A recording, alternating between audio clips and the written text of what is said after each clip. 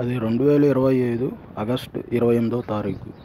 భూపాలపల్లి జిల్లా కాటారం అనే గ్రామ శివారులో మేడిపల్లి అనే అటవీ ప్రాంతంలో రహదారికి 150 మీటర్ల దూరంలో ఒక యువతి మృతదేహం పడి ఉండటం రహదారి మీద వెళ్లే వాళ్ళు గమనించి దగ్గరకు వెళ్ళారు.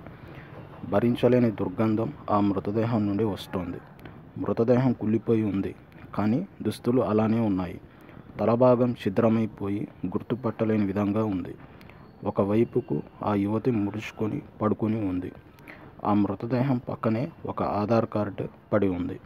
మృతదేహం ఇంకో పక్క నిమ్మకాయలు, పసుపు, కుంకుమ పడి ఉన్నాయి.